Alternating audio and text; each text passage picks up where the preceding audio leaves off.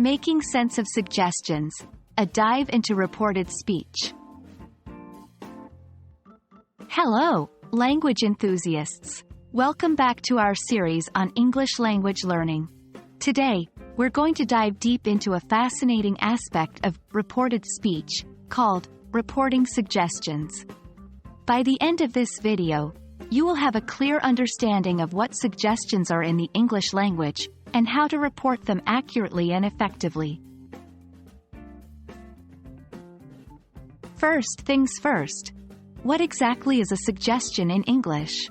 In simple terms, a suggestion is an idea or plan put forward for consideration. They are used when we want to propose something that we think could be beneficial or useful. For instance, let's go to the cinema, or, how about ordering pizza for dinner? These sentences are expressing an idea or a proposal for someone else to consider. When we move these direct suggestions into reported speech, we use certain specific structures, which we'll delve into shortly. Now, when it comes to reporting suggestions, things get a bit more interesting. Here, we shift from direct to indirect speech.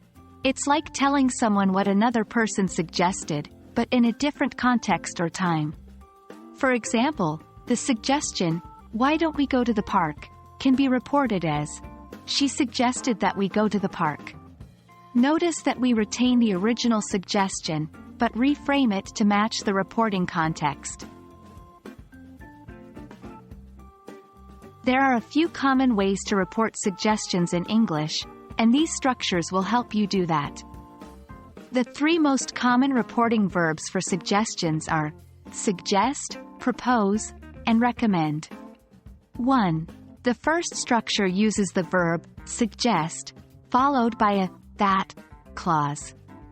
For instance, if the original suggestion was, "Let's visit the museum," you can report it as, "He suggested that we visit the museum."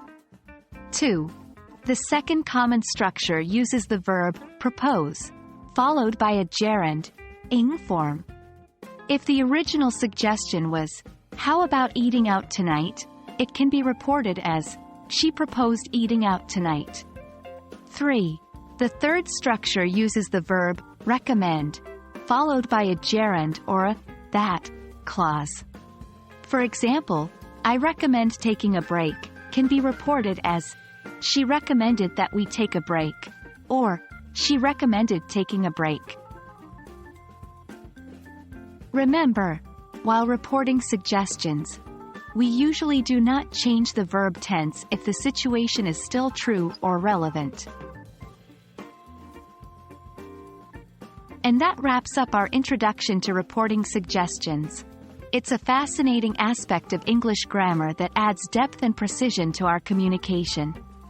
Remember, practice is key to mastering this, so try using these structures in your daily conversations.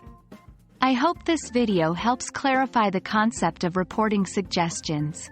Stay curious, keep learning, and I'll see you in our next video. Happy studying!